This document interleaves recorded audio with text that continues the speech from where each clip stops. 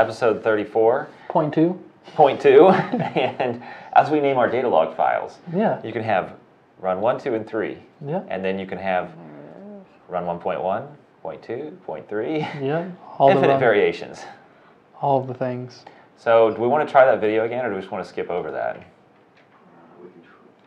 need to load all my stuff back in. Oh, I'd say we just talk about the video. We'll just keep talking. So we got in our Supercharger 2018 over the weekend and did some donuts and burnouts, and it runs strong. You can never have enough horsepower, but it definitely gets out of its own way. We need to get that thing out to a track soon. Yes. 'Cause it's all the hoopla on the internet's boosted 2018 A10s. And I think there's a lot, any like base A10 calibration with a power adder, there is a lot left in it.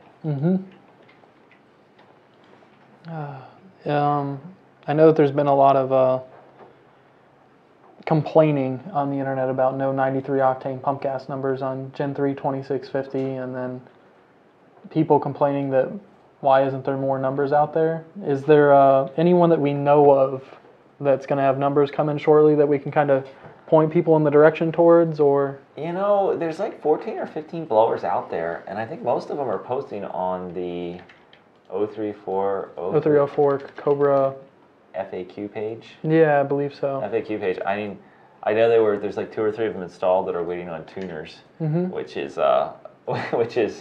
kind of funny. That it's just, you know, step A, ship the blower. Step B, install the blower. Step 3, tune the blower. And there's like a week or two between each one of those steps. Yeah. And of course, we already have a 2650 on a vehicle. We've already ran it on a dyno. And for those that missed the numbers, what were the numbers on same boost? Agnes's car made like 760 to 770 and about 720 to 730 torque on the same boost, within about half a pound to a pound. So it was like around 21, 22 pounds in that range? Yeah. And he stock cams, very, very small bump and compression, and an otherwise stock car. Pretty much a stock car with a lot of hard miles on it. A lot of 9s in that car. A lot of 9s, a lot of spray, which we haven't even engaged the spray yet, because honestly I'm a little worried about the fuel system now with the bigger blower. It's fuel pressure's holding, but it's not as great as I'd like it to be. What did you set base pressure at on that car? Base pressure's actually up around 55, okay, and it falls off to 50 at the end of a pull. Okay, so he still has that regulator droop, or what we suspect to be regulator droop towards the top of the pole? Always suspected regulator droop. However, it has what I've always believed to be a very good regulator for F1, and still seems to do that. So Rick's gone through some pumps and stuff like that. E85 will still eat up 465 liter per hour pumps.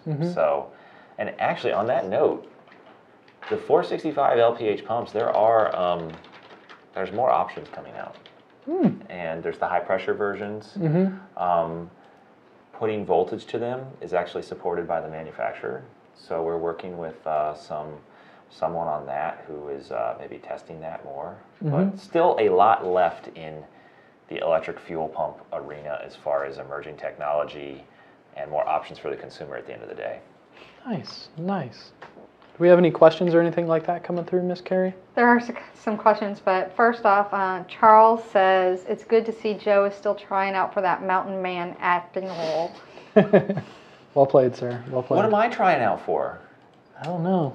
You're going for 5 o'clock shadow day, it looks like today. Yeah, today. Ray Shaw says, hi, guys. What's up, Ray? Hey, Ray. Shelby Canada West is saying hi. How's it going there, guys? Here. Charles Anderson says hi. Corey Clyburn says, do you guys have the 160 throttle bodies with mechanical linkage? We do not, unfortunately. You could make your own if you're handy, but we do not have an official option for that. I actually know somebody that made their own linkage to convert the 160, convert any fly-by-wire throttle body to mechanical. He sent me a picture of it, and it was a little... It'd be cool to mass produce something like that. The demand is just so low. It's tough. Yeah, the volumes are so low. Yeah. A struggle. Martin Albalar says hi. Joshua wants to know, what is the safe limit on an 11 to 14 GT wheel horsepower wise? On what fuel? There's a horse on the table and it's already dead. They beat that horse to death. We got that question a lot, but Everybody wants to know, how safe am I? Like, where does it break? What is the exact point in which it breaks? there are other subjects, which I shall not discuss, where it's more of a black and white situation. Yeah. But, I mean, that's the thing of it, though. It's a little bit of luck of the draw. It's a little bit of the situation. If you use higher octane fuel, I feel like that buys you safety margin to push things harder. Because, like, running on the edge of knock or just over the edge will break a stock motor like that. The pistons and rods just can't handle any knock whatsoever. But aftermarket stuff holds up to it. But anyways, my point is, yeah, octane buys you safety, E85 efficiency, how you make that horsepower number. But let's drill down and give these people an answer. What do you think? E85 safe limit 700 wheel. I feel good about that. Yeah, Anything beyond that, you're kind of rolling the dice. 700 wheel, and you know, adjust accordingly for other high octane substitutes. Pump gas, like 93, still 650 to 700 depending on the combination. That, and it's like, have we seen setups that make 1,000? Yeah, absolutely. We've done stupid shit like that. Exactly, 1 or 2 times, but it's not something that we recommend if you want something that is quote unquote reliable, doing that on a consistent basis. Yeah, I mean, I guess that's the thing. You want to be able to mash the air pedal and not worry about your stuff blowing up. Yep. So I'd say at 700 wheel, it's pretty good, and it's common. I mean, we had a car on the dyno. We have cars on the dyno that are stock engines, mildly tuned, in that range all the time. Actually, It's pretty impressive what we can do these days. yeah. Divayesh wants to know thoughts on an 18 with MT82, even though we are a dying breed. Thoughts? What thoughts on it? David. It's significantly slower. The transmission's not great. I mean, we had an MT82 and an A10 car at the track the same day. And with a professional driver who actually calibrated the launch control for Ford, we still only ran 12.5 stock and Compared to an 12 11.99 or 12.0 stock? on an auto. Yeah, 11.8 or 11.9 on an auto stock. And we tuned the 18, raised the rev limiter, given this is still a stock full weight car, and went like 12.2 or 12.3. I mean, that A10, all those gears, that's torque multiplication, that's power multiplication. It gets a 4,000 pound car moving faster. So, I don't know, man, shifting your gears on gears is fun, but I mean, it's really fun, and it's, in my opinion, better for certain types of racing, mainly road course stuff. Or autocross. Or I guess autocross not too Yeah. big of a deal if you're holding it in Yeah, if you got auto, hold it in third gear the whole time. paddle shifters. Yeah. Nick says, maybe a dumb question. Will tire size 305, 45, 17 versus 315, 35, 20 or gear ratio 331 versus 410 produce a different dyno number, all other things being the same? Help me settle a debate between friends. Yes. No. Agree to disagree? I always want to know the reason behind that.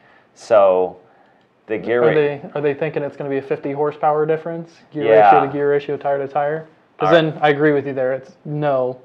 But I think you can, the thing / we've seen, you dyno a car just with a gear swap and get a little bit different power number out of it or different torque number out of it.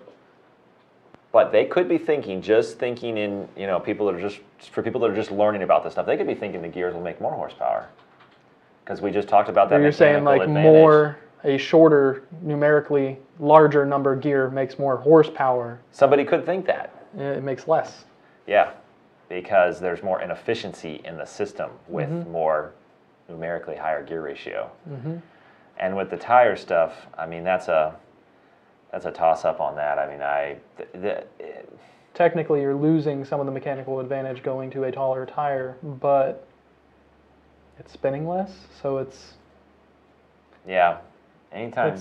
I mean, that's hard stuff to quantify, and when you're doing stuff on the dyno, A to B, it's really hard if you're pulling the car off the dyno to get a true A to B on setups like that.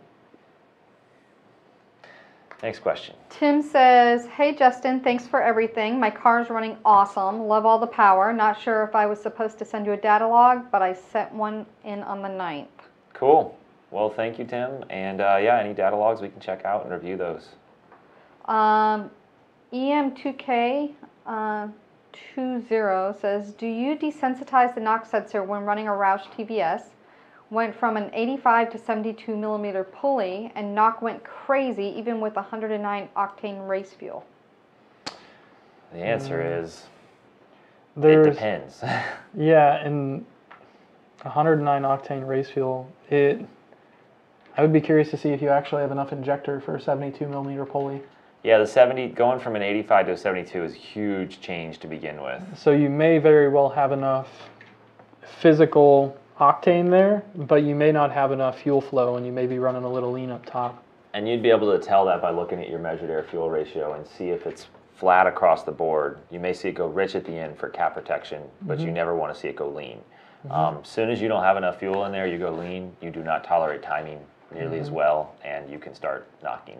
And you can tell if it's on that trend to being on its way to being lean by looking at short-term fuel trims. If you see trims relatively static or dipping down, and then you see like almost an exponential function going up, that tells you that you're usually dropping in fuel pressure, or you don't have enough available pulse width there to keep fueling where it needs to be. Yeah.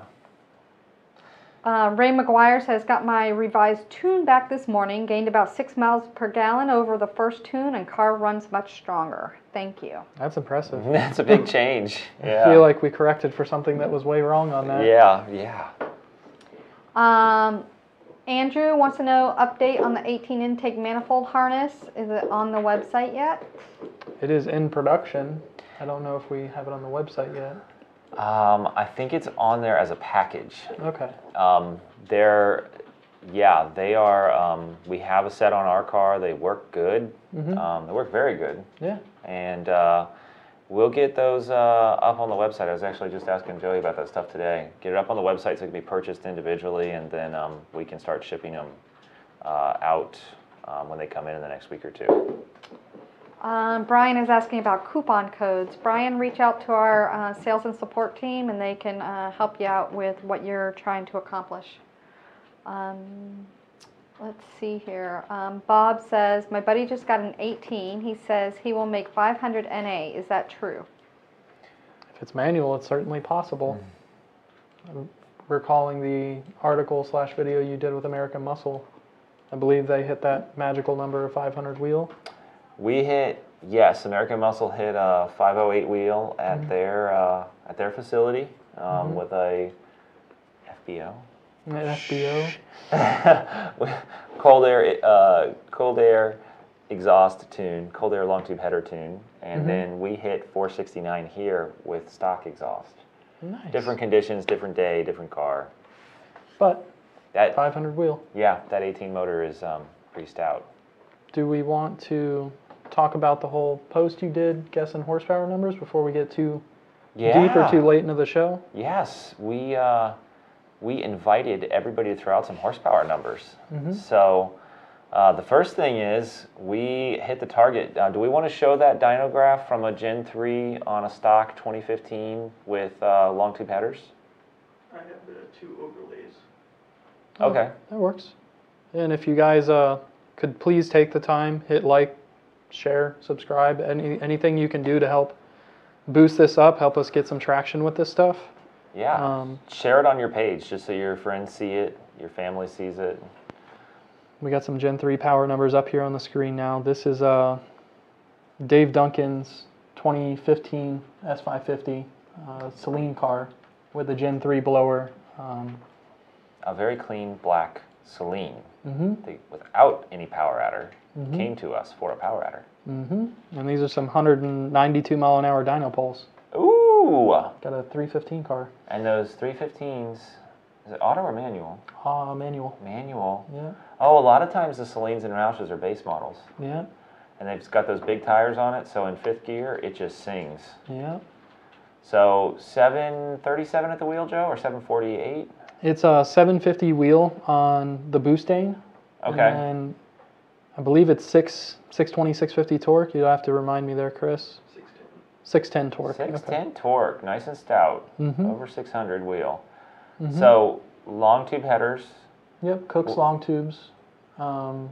The injectors are FIC 1000s, if I recall correctly. Actually, this car still has 56s. It may. Yeah, This it does is- still have 56s. This is a special shop only deal. It's a stage 2 kit with a Gen 3 head unit. We only do customizations like that for shop installs at this point. Dave Duncan's a friend of a friend. So we got him something set up with something that would be another combination for us to try out and get some more data points on. But yeah, 56-pound injectors. I mean, that just goes to show you how efficient the Gen 3 is, that it only needs 56s for that power level. Exactly that, and it has a PMOS cold air intake, our twin jet 67mm throttle body, and on the 750 horsepower pole, we played around with some boostane. And I didn't even get too crazy with it, but it was very timing tolerant considering the boost. Yeah, I mean, you told me how much timing was in it. I think 19 degrees? Yeah, 19 to 20 degrees. 19 to 20 degrees. So we did go one step smaller in pulley size, an 85mm pulley, which having the buffer of boostane, which the customer says he's just always going to run, we don't mind going a little bit aggressive on pulley size as long as the fuel's there, and it was. Yeah. And with the free-flowing PMAS intake and the free-flowing Kooks long tube headers, that thing really shined. Yeah, it really helped it breathe because it made 70, 80 horsepower more than it did on the 88mm pulley on 93 with stock exhaust. I mean, you would have to work a Gen 2R to the bone to get that out of a stock car on gasoline, basically. Yeah. I mean, what size pulley do you think you'd have to run on a Gen 2? Every bit of a 75 or 72 to make 750 wheel. Which would be nearly maxed out, and we're doing this on a Gen 3 with almost the largest pulley we make. Yeah. But yeah, we asked for your horsepower estimations and all that stuff, and I think we had two guys that were pretty close, Carrie. Yeah. Want to show them what they're going to win? Yep, you want to bring it up? Let us know what size you'd like, and we will send you a Bomber Girl t-shirt. So the two people that won is Luke Moore, and then the other one, I hope he's online because it came from YouTube, was LX347CID. He watches a lot, so... So yeah, so I'm hoping he's out there. You guys were both in the 10 range, so you were both closest. Winner, winner, chicken dinner! Winner, winner, chicken Do you know dinner. what that's from? No, I have no idea. Oh, man. Oh. It's a really good game. Send us your address and your size, and we'll drop a Bomber Girl shirt in the mail to you. Okay, so yeah, he just responded medium. Alex, if you could reach out to me directly. That way Actually, we're able I to will find it put after the my post. email address in the chat, and that way you can reach out to me, and I can get your address and whatnot. And these are also available for purchase on the website. True story. We actually ran a sale on them on 4th of July, didn't we not? $14.99. Good. Nice. Okay, so I guess we'll go back to taking questions once you get done with that, Miss Carrie. Is there anything you want to talk about while she gets all that squared away? I actually am kind of good to go right now. I'm just waiting for them to reach out to me. Okay. So Martin is asking about a log that he has sent in on his tune. Martin, contact our support team, sales at VMPPerformance.com, and they'll be able to look up your order number and find out where you are in the queue and see what they need to do. Yeah, we'll get you taken care of. Just give us a little buzz. Yep. Dorian Johnson, who watches all our shows, says blown A10 for the win. Hell yeah. Dorian's truck's moving out. That's what I saw. Yep, yeah. Speaking, Dorian, I have an update for you.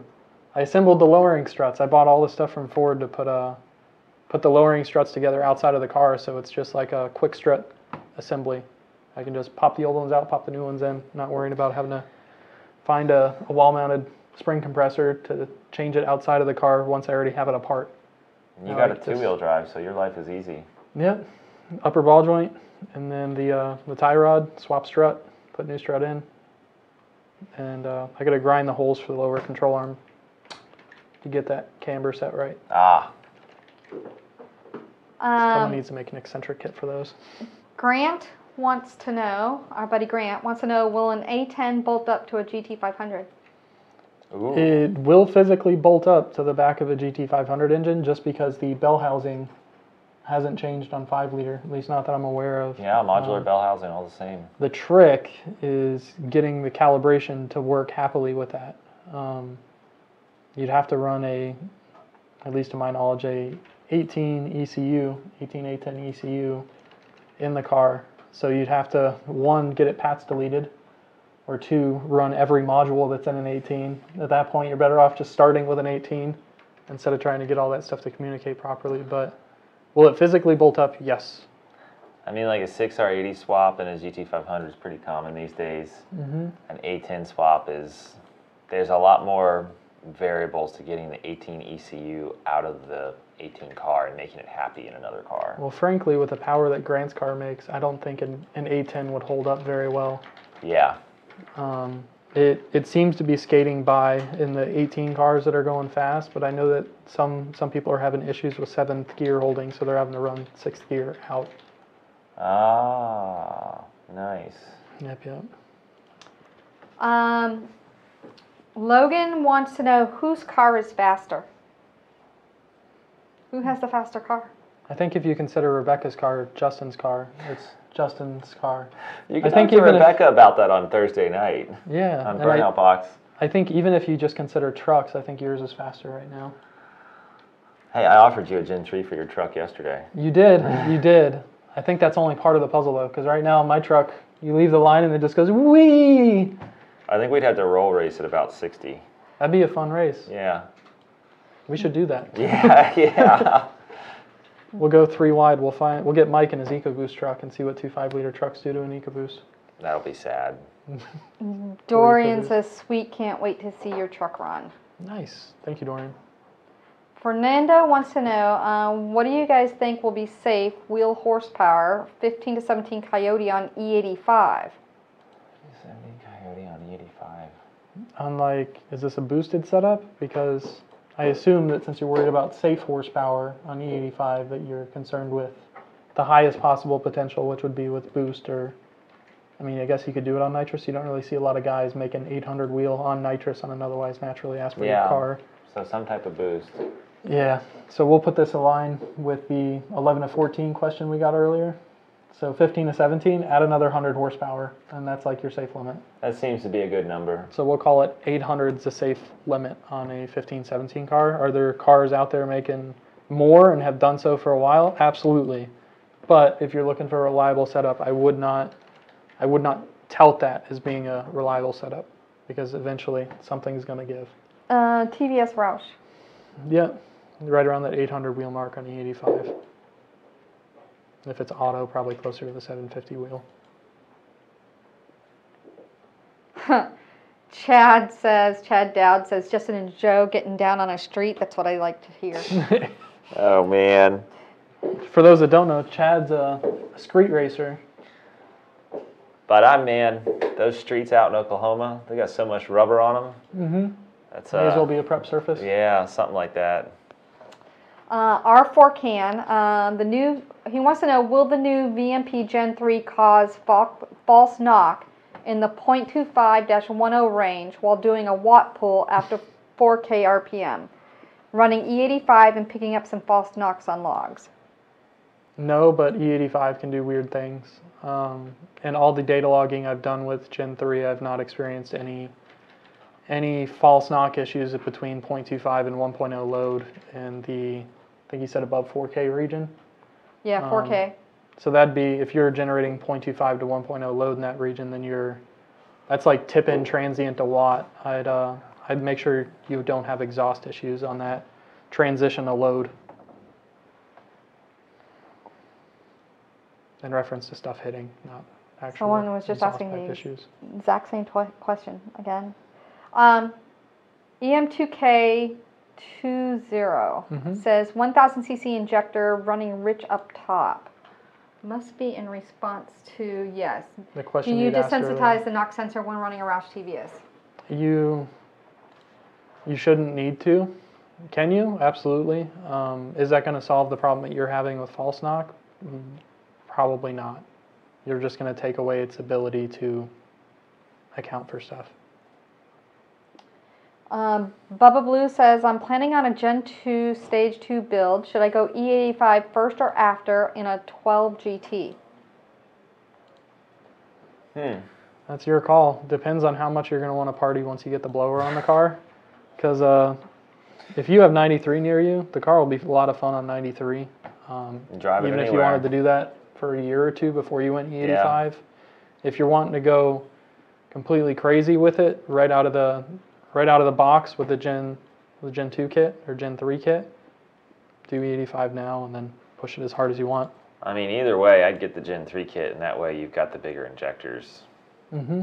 Or the Stage 3 kit? I guess it is. Stage 3, Gen 3. Stage 3, Gen 3.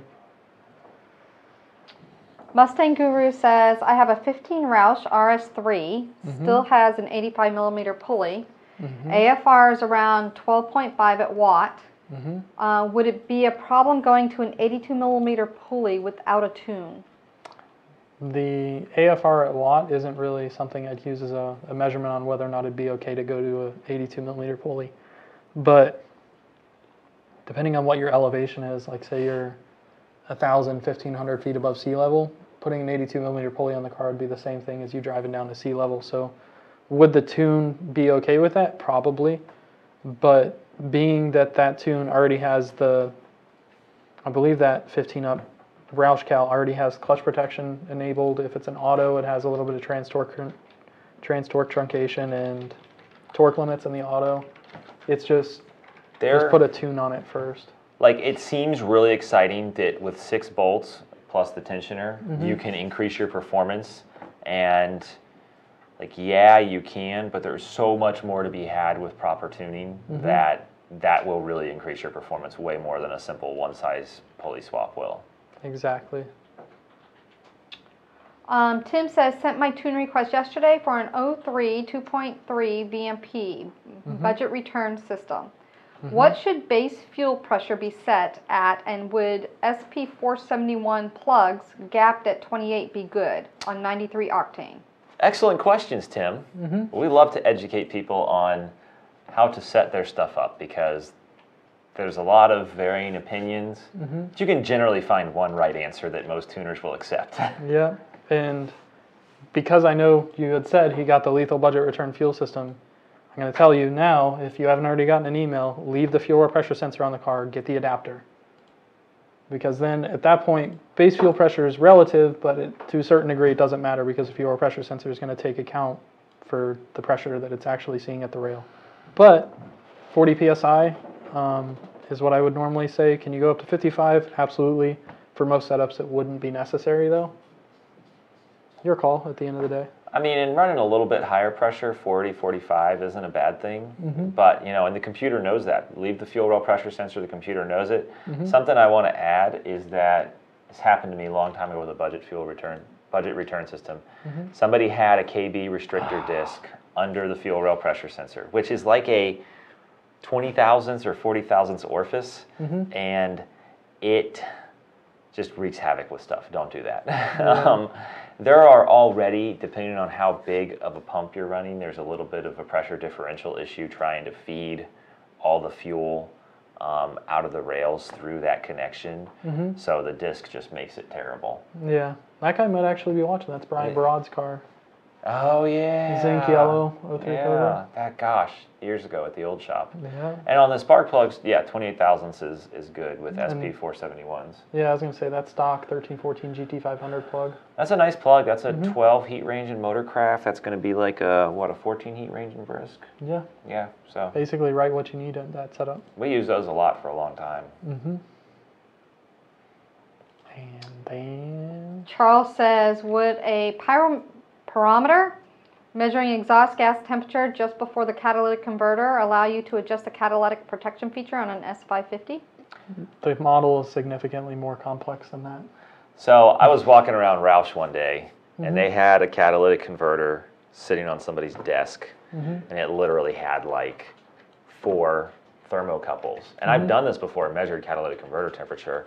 You actually need to drill into the cat and just bury the tip of the pyrometer, like the EGT sensor, into the brick media. And Ford and Roush, they actually measure it at different areas because you could get hot spots or something like that. But the Ford models are pretty darn accurate. They might be like a little bit conservative for, you know, to avoid burning up cats, but there's just not much to be had there. Yeah, if you want to risk it, can you limit it? Yeah, especially if you're power out or if you're naturally aspirated, I think you can get away with a lot more in terms of limiting what the cat protection can do. But if you really don't want to have to worry about burning up a cat and you really don't want to have to worry about messing with that logic or trying to figure out how Ford calculated it, turn your car into a race car, and I'll leave it at that. Yeah. Tim Nelson says, thanks, boys. You guys rock. Dave Macy says, finally got to install my 3X HX on my 12 GT500. 3 times heat exchanger. Nice. A triple pass. Very nice, yeah. Very nice piece, an easy install. Nice. Are the SCT issues affecting some cars remedied? They are. I believe I had made a post about that on our original post, but He says, I'm waiting to install my 170 thermostat / tune once I know there's no issues.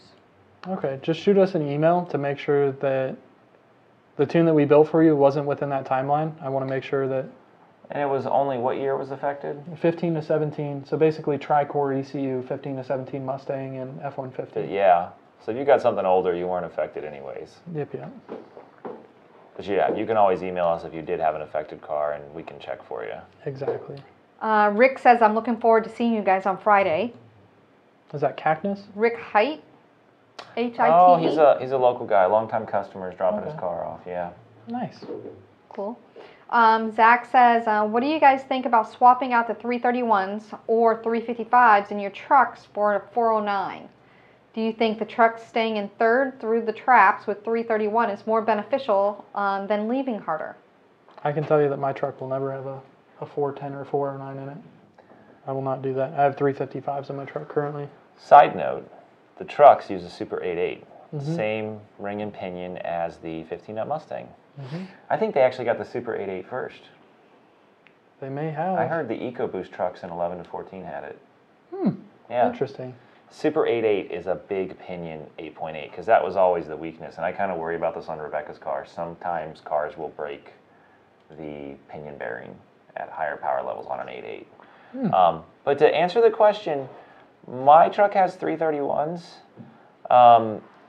The trucks that have like a 55 or a 73 seem to 60 foot better with less power. I don't know how much the 3/4 shift matters. Certainly if you have a shift that occurs right as you're going through the traps, you'll lose a little bit of mile an hour because that time spent shifting is time not spent accelerating. But you generally don't lose a whole lot of ET because you already have that speed carrying you. Yeah, I mean, I never worry about a couple mile an hour at the top of the track because the ET is going to be the same. Yeah, like you said, you're cruising. What's going to happen? You're already at 120 miles an hour. Yeah. If you don't go 122 over the course of a tenth of a second, it's not going to make that much difference in overall ET. Make it up on the front half. Yeah, that's where it's at. Martin wants to know, will you be offering a 93 Mustang tune? We already do. Yeah, that's what we call a 100 octane option on the website. Yeah. F-150 Coyote wanting to do an 18 intake manifold swap on a 17 F-150. Can you guys tune for that along with Cook's 1.7 long tubes and E85? Can we physically do it? Absolutely. Is it something I want to do via email the first time? No, because 15 up F-150 speed density, and if your intake changes and you're now remote mounting a map sensor into an 18 manifold somewhere, the modeling for all of the speed density tables technically is no longer accurate once you change the intake manifold. That's funny. We actually have remote mount blocks for the T-map sensor. Gotta be careful where you put them temperature-wise. That'd be an interesting test. But yeah, it'd be nice to see it in person so we could map the speed density because like Joe says, it's going to change. A lot. Yeah. Let's see here. So 96 SVT GT, 96, wants to know Cobra full bolt-ons, wheel horsepower prediction, question mark. So what Cobra and what's full bolt-ons? That'd be the question. I'd say reach out to sales and support for a general question like that. They're having this whole conversation over here. They want to know what car I drive. I told them I drove an Exploder. So they're like, cool, EcoBoost. I'm like, no, sorry, no EcoBoost, Flex Fuel, and XLT. Now Chad Dowd wants to know, are you guys tuning for Explorers? And he's asking on my behalf, apparently. So, Chad, we can tune anything. The question is there enough interest to actually make it worth our while? Yeah. Right. Yeah. I mean, Carrie could be buzzing down the work, buzzing on down 415 or I-4 on the way to work and downshifting and scratching gears as she passes people. With cruise control on? Yeah.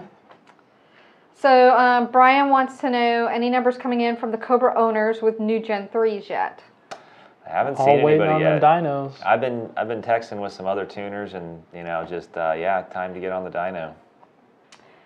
Dorian wants you guys to bring the trucks to the half mile. I don't really see the point. We got faster cars. It's a breakthrough air. Yeah, we got faster stuff in the shop. AKDMB says, any idea why portions of the control pack tune are scaled for 1.5 load? Because they plan on people doing stupid stuff and not changing the tune. Yeah, the mass air transfer function frequency is also like set up for the general size of a 3.5-inch cold air. Yeah. And an interesting part of the 11 to 14 control packs, they're scaled to like 1.3. And then even like going back to the 08 3-valve control packs are scaled to like 1.2 or 1.3. So I actually pointed that out to one of the Ford Racing calibrators. He never responded to my email, but I'm like, D, that was interesting that you set them up for mild levels of boost.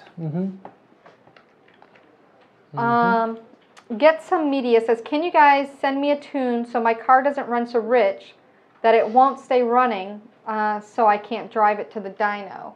He says, trying to get my 03 Cobra tuned with a VMP Gen 3, but tuner is not getting back to him.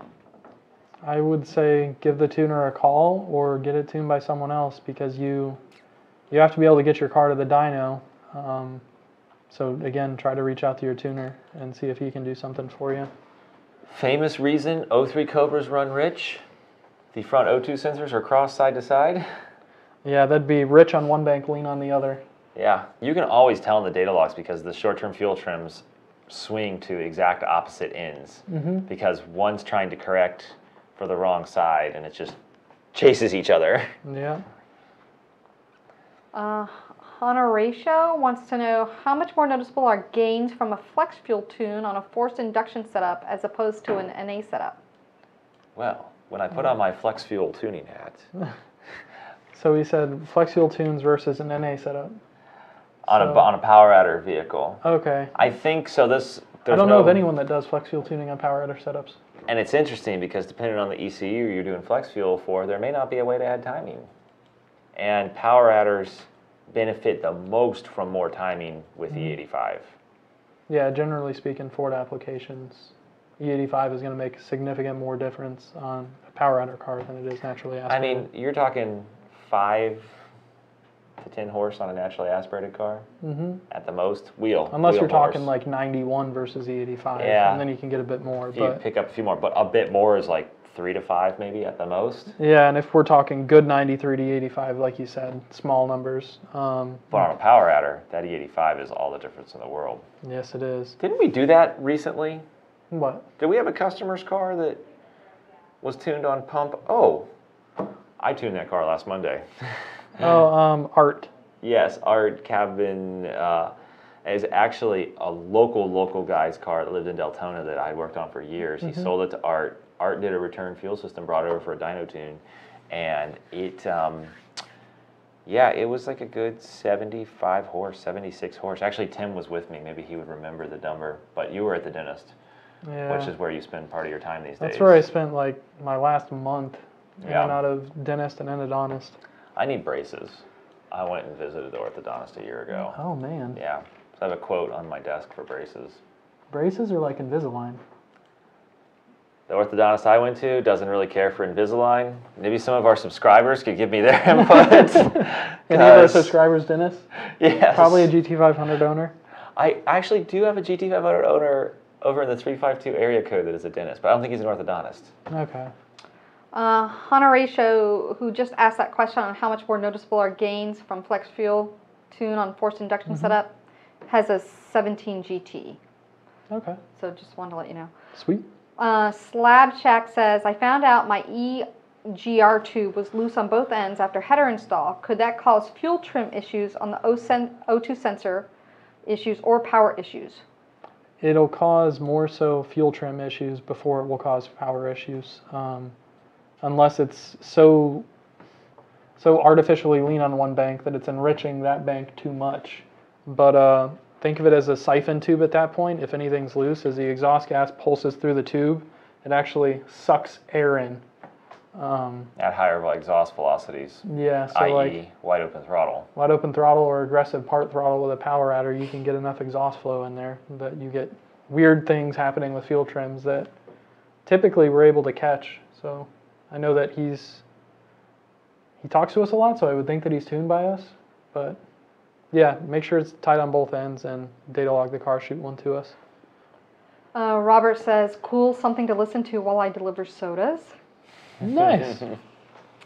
Brett says, I'm new to blowers. Could you describe to me the difference between a roots blower and a twin screw blower and what makes one better than the other? Was Holden talking about blowers? Yeah, he was talking about, Rebecca videoed him talking about blowers in the back of the car. Oh man, we should ask Holden. Yeah, I was talking with the video guy. I did a video with the guys yesterday about turbo and blower setups. Okay.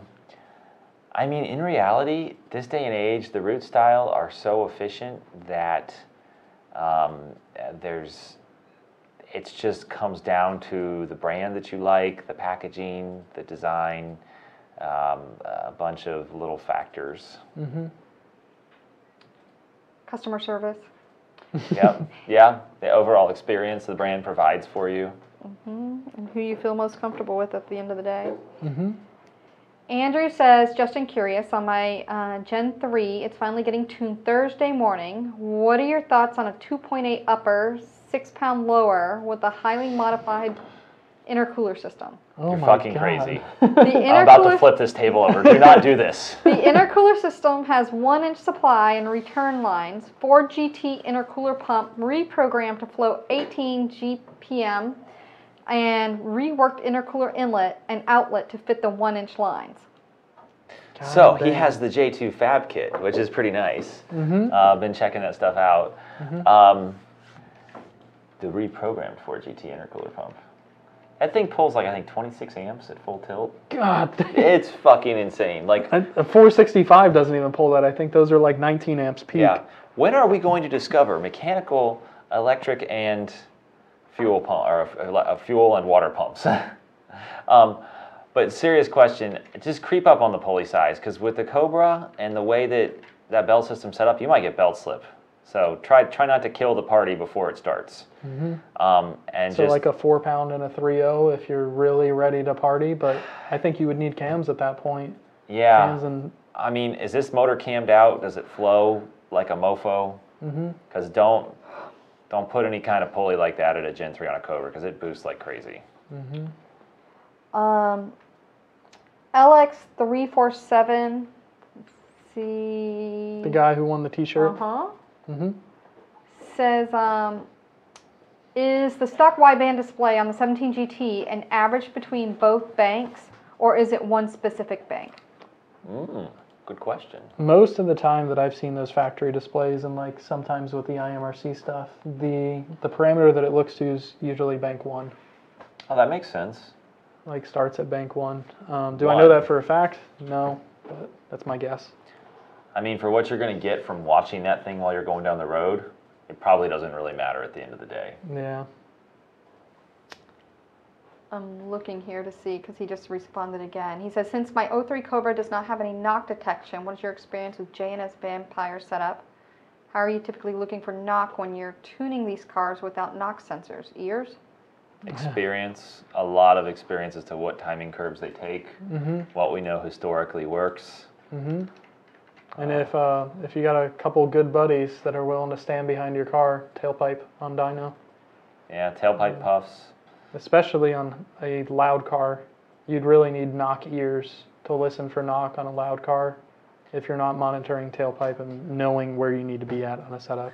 I think both Joe and I tune with the windows up, Mm-hmm. which saves your ears. Mhm. And like Joe said, as long as the exhaust is not too loud, Mm-hmm. you can hear a lot of noise through the firewall. Mm-hmm. The gentleman who was just asking you, Justin, about his Gen 3 getting tuned, what are your thoughts on a 2.8 upper with 6-pound lower Mm-hmm. with the highly modified intercooler system? He came back and said, yeah, it's a fully ported stage 3 cams and bored out to a 5-liter. On the Gen 2, he sees 21 pounds with a 2.8 upper and 6-pound lower. Okay, so he might see 24, 25 with a Gen 3, depending on where it falls in the curve. What I don't like is the off-the-shelf stage 1, stage 2, stage 3 cams. I feel like they don't seem to perform that well in Cobras. I feel like a lot of the custom grind cams that are out there end up performing a little bit better on these setups. Yeah, and the comps always they always spike boost in the mid-range Mm-hmm. on a old school 4-valve. Mhm. So, I mean, that just puts that much more stress on the belt and generates that much more heat and load. But I mean, at least, I mean, like if you got like a 3.0, throw that on to start with or something, just to kind of ease into that. You never. The Gen 3 is capable of making 3 to 4 pounds more boost, so you may find limits that you didn't know existed. Valve float, fuel system, who knows what. That and it's 3 to 4, capable of generating 3 to 4 psi more at the same drive ratio. Right. Because I believe, what's the peak boost limit on a 2650 versus 2300? They seem to, because they're more efficient, they seem to like high boost a little bit more, whereas we really didn't recommend a 2300 going over about 22 psi. I believe you could run a 2650 a little harder.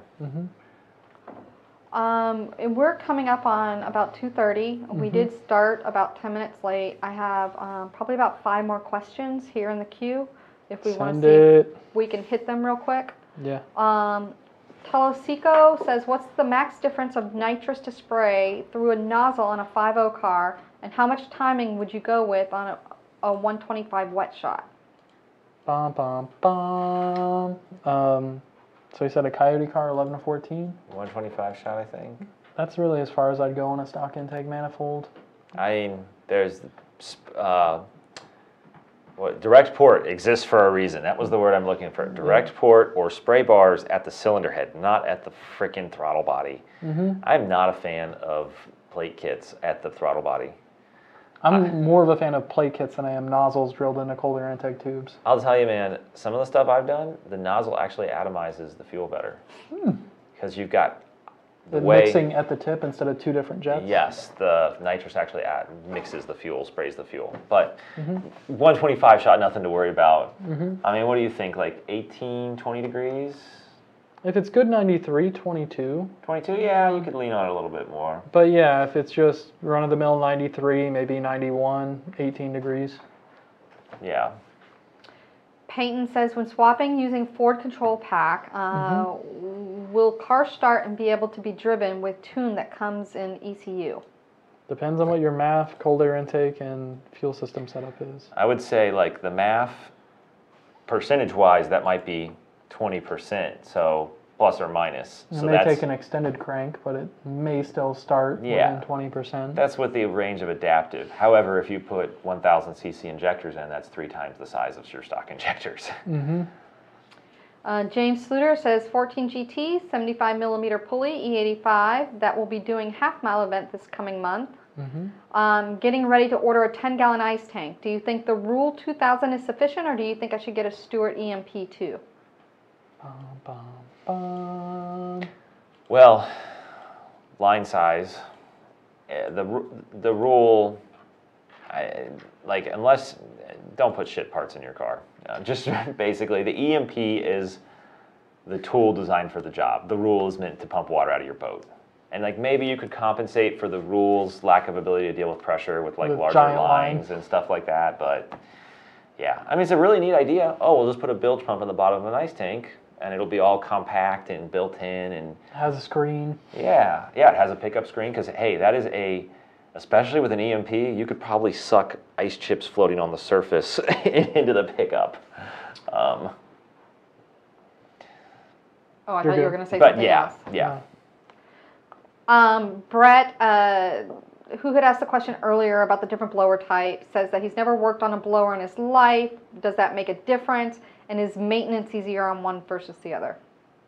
Our stuff is based on Eaton rotors, which are an OEM product in many vehicles.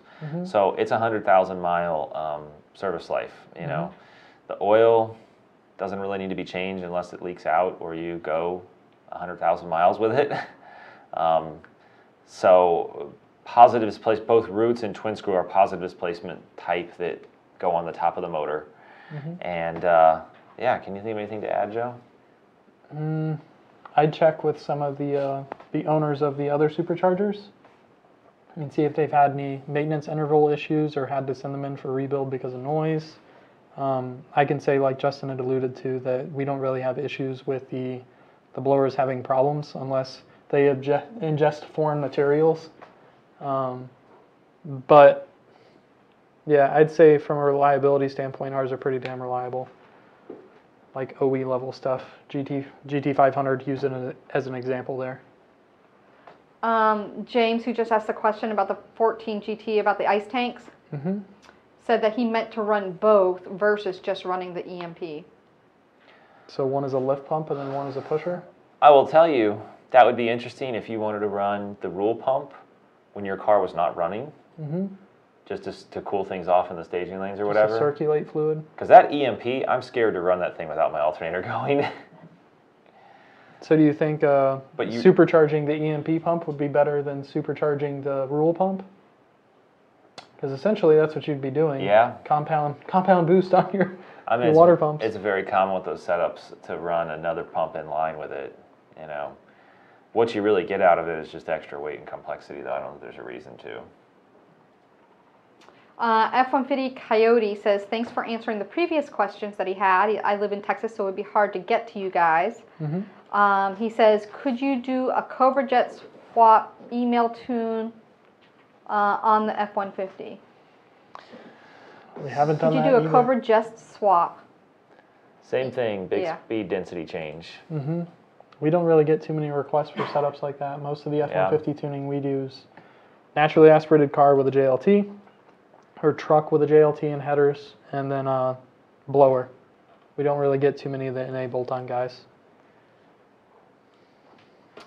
Mustang Guru says at around 2 to 3 kRPM, lightly on throttle, 40 mile per hour-ish. I feel a surge. My 11 GT did this as well as my 14, now my 15. Is the phaser not being able to keep up with the PCM changes? Usually that's not the issue. If you're tuned by us, I'd suggest sending a data log in. If you're not tuned by us, I'd suggest sending a data log in. Except not to us, to your tuner. Okay, I have 2 more questions and then I think we're going to call it a day. So like, share, and subscribe, peeps. Yep, do the thing. Hit that button. I'll tell you a comment real quick. So LX347 came back and said, great show, guys. Keep it up. Shows you're there for your customers no matter what kind of questions they have. We try. Peyton says, is there any gain on injectors for NA cars? No. The only gain is your RPM window and your ability to flow more fuel. And then Woody wants to know about our 2012 GT500. Wants to know if it will ever be re-dynoed with any other mods besides making 800 wheel on all stock exhaust with the Gen 3. Hell yeah. I said I was going to make 1,000 wheel on a stock motor. Still going to send it. We're still going to send that mofo. I mean, the thing with this time of year, it's hot in Florida, so you don't get good dyno or track numbers. And we're in the busy season, so some of our own shop projects kind of fall off a little bit. But there are long tubes on the car, and We just need to kind of get back in that dyno testing mode and send it. Yeah. I'm not afraid to break stuff. I think that is actually an excellent thing, is like throw a bunch of nitrous at something. That was my video idea. How far can you go before it blows up? That's an expensive engine to play that game with. Whatever, it's an iron block 5.4. If it doesn't work out, we'll coyote Isn't swap yours it. aluminum block 5.4? Oh shit, no, it's an aluminum block 5.4, you're right. Yeah, it's like iron block 5.4. You can just go get a Yeah. Navigator engine, throw your heads Yeah. on it, but don't want to, that plasma bore liners. La! Yeah, that's true. Mitchell says driver for hire. Driver for hire. Mitchell Page. Yes. Woody says, nice, thank you. One more question just came in. Robert says, do you guys plan to do anything with the Gen 3 in the 18? We're looking at it. We're looking at a lot of 18 options. There's a lot of things going on with 18 as to what the market's going to want, what we're going to offer, what's feasible for a reasonable price. There's a lot of stuff going on here. A lot of stuff. We're going to tell, it's not that we're not thinking about it. Yeah. By the way, Mitchell, I also want to know what your firefighting abilities are. I know you have been in a fire, and that is one of the things that scares me about blowing stuff up. If the oil catches on fire on its way out of the oil pan, You'll have a bad time. yes. And we're out of questions, so I think we'll be good for the day. Again, the two people who won t-shirts, Luke Moore. I don't know that I saw you chime in today. And I already got in touch with LX347. I saw the email that you sent me, so you'll be taken care of. Cool. Nice. And that's it. So please take the time to like, share, and subscribe to our YouTube channel. The more that you like and you get the word out, and the more subscribers and watchers that we have, the more we can continue offering these shows. Bum, bum, Thanks for tuning in, bum. everybody. We'll see you next time. Have Thanks, a nice everybody. day.